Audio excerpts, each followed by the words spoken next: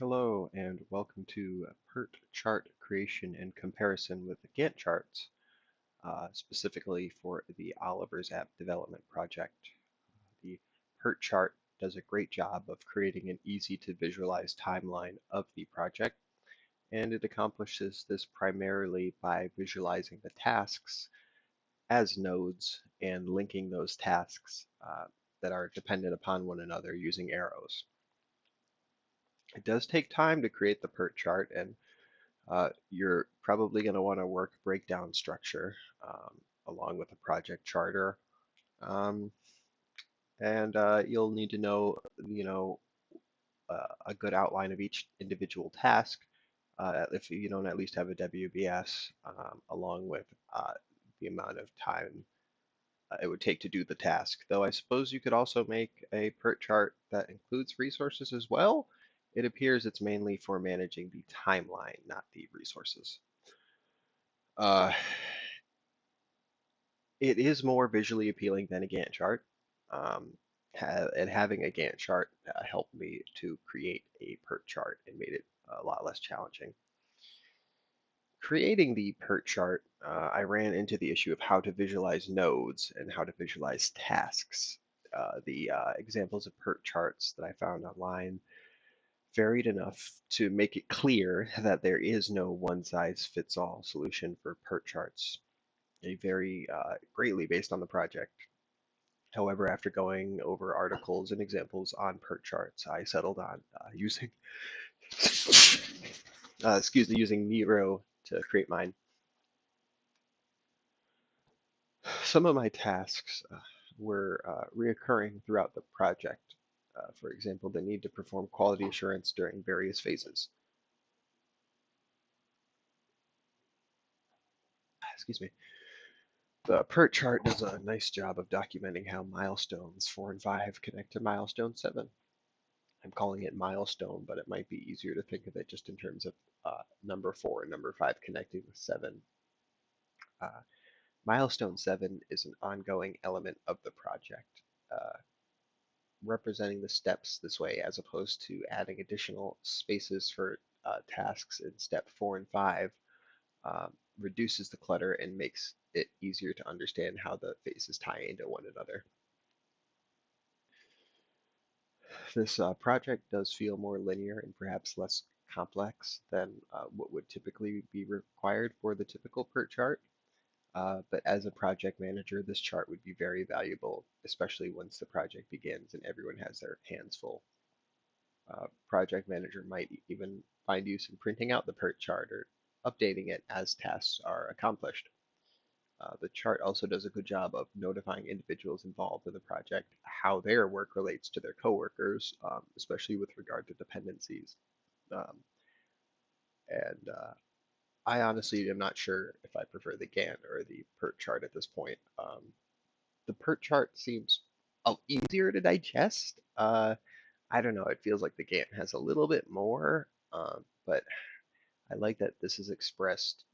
The PERT chart is expressed in terms of days that it would take to do something, as opposed to this calendar date to this calendar date. I think that just makes it a lot faster. And if I was, say, you know, the accountable person for a couple of these tasks, looking at them and then knowing, oh, okay, this person's really relying on me might give me a little bit extra motivation. So that's kind of an outline of the PERT chart and some of my thoughts while I was making it, some of the challenges, etc. Let's just take a quick look. First of all, apologies if you're having trouble reading this from my screen recording. I am going to actually have these documents available to download as well, if that's true. Um, Up here in the top left, this is a OMP outline. So just each task, the PERT chart itself is just the critical pathway. Um, it doesn't have the O or the P, the optimistic or the pessimistic estimates for each task, but that does in there. And I also have it attached separately. I just thought it would be nice to have somewhere. Um, Even prior to phase one, we kind of have a couple, and I don't know, this for me just made sense to do it this way. Um, I mean, to some extent, after reading it, there wasn't like a you have to do it this way. So I took some liberties here, um, and made what I think is a relevant PERT chart. Um, so yeah, as you can see, we have everything leading up to the first milestone, which isn't actually a task itself. It's just to say, hey, you've done all this, and now we're officially at the company inception phase, and so on and so forth.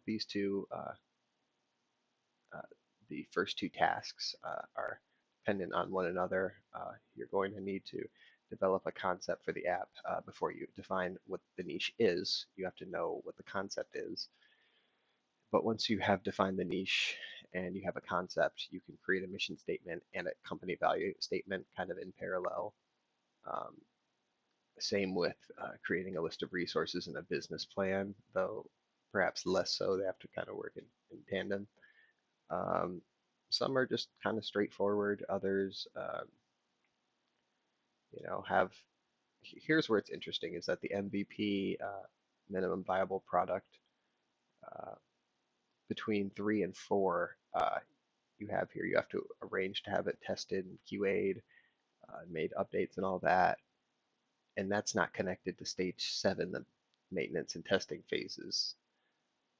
However, 4 and 5 are, and were I to express this extra little node or whatever you want to call it here over here, I think it would just create kind of clutter, and I'd have to do it twice. And you could look at this and see that, oh yeah, you're doing the same thing twice, but by creating a node of its own, I think it makes it a little bit easier to kind of visualize that, oh yeah, during the beta testing phase milestone, that's connected to the maintenance and testing phase, like that kind of makes sense. Uh, and then before you go from 4 to 7, though, you do have to do a soft launch and an official launch, and same with 4. 5 also has a connection to 7 for that testing phase. I didn't do 3 because it seemed kind of hard to visualize all that. Also, the MVP phase really is like uh, you're really kind of still rough drafting, so that also compelled me not to do that. Um, and then just kind of to creep over, this is the main phase, but then just to kind of go full circle, once we have the 1,000 active users, mainly positive, we have a Hawaii company retreat, and that is just completely dependent on the other things. All right, there you have it. Thank you, and take care.